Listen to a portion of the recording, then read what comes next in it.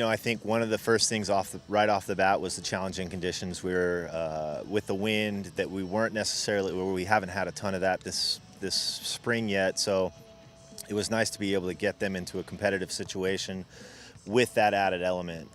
So that was huge. And then, we had to work around a little bit of adversity with the shifting our lineup due to some injuries here and there. But, I think the girls really responded really well with some of the new pairings and in preparation for what we're going to be having to look for this upcoming weekend.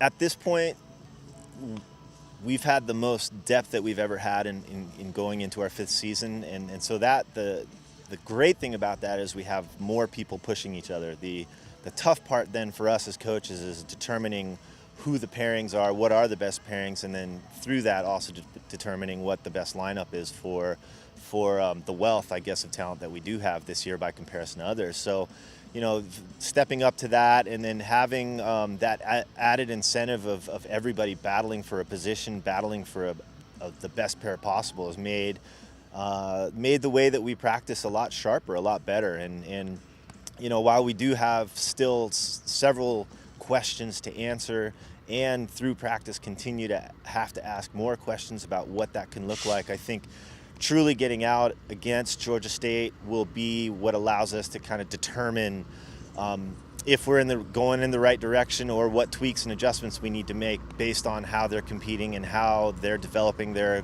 chemistry together and everything too.